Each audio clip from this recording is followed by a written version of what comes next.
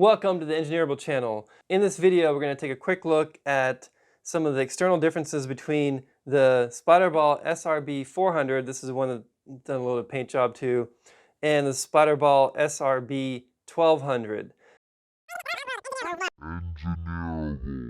And we're going to see if the magazines fit between them, or the stocks fit, the accessories, can you swap the batteries, stuff like that. So the first thing, let's take a look at these magazines.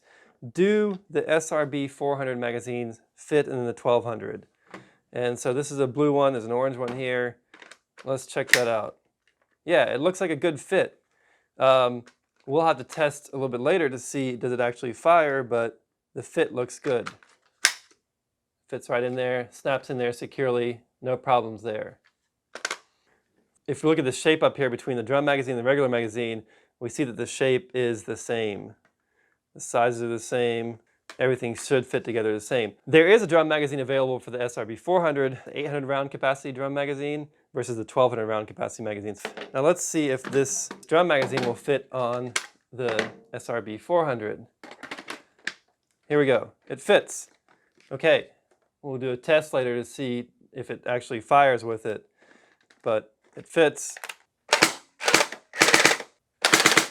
Okay, when I'm firing, I can see the little wheels spinning in there. So it's driving this magazine, it's working.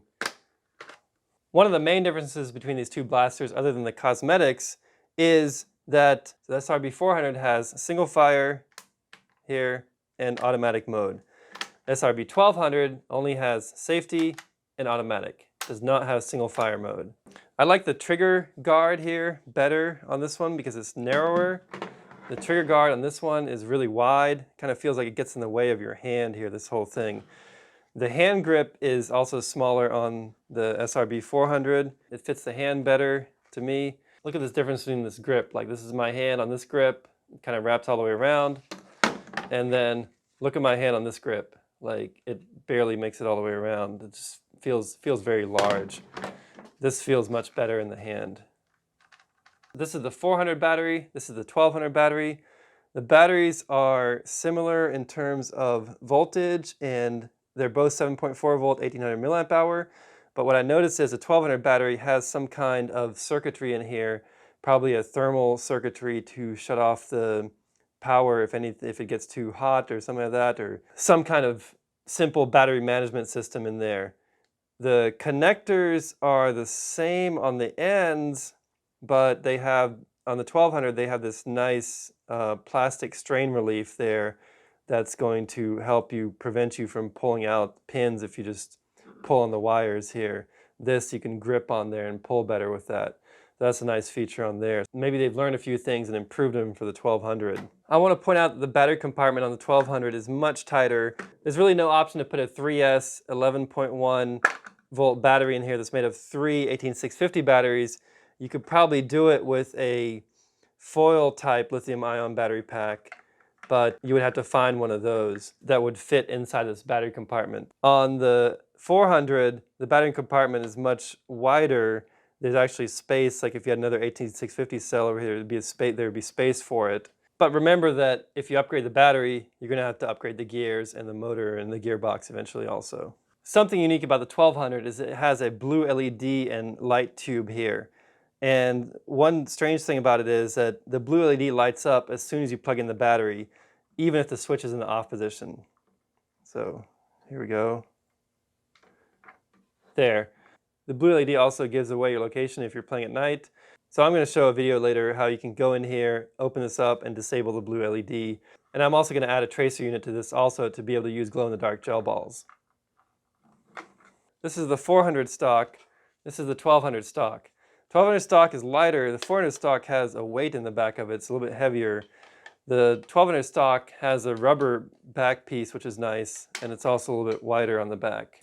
The length is about the same for both. 1200 is a little tiny bit longer, and the general shape is pretty much the same. Now, are they interchangeable? And the answer is sort of.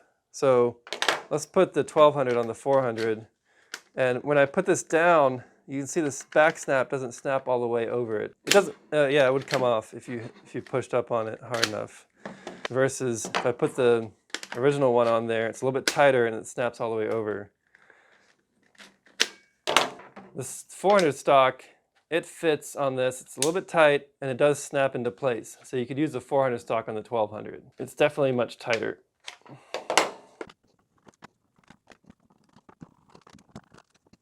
Now, this one is trickier than the other blaster because it has these white cosmetic pieces at the top that have been glued on to the top in discrete locations. The select fire is on safety, nothing's happening. On single, that's one, and then automatic. So with it in X, nothing happens. When I put it in fire mode, then it fires.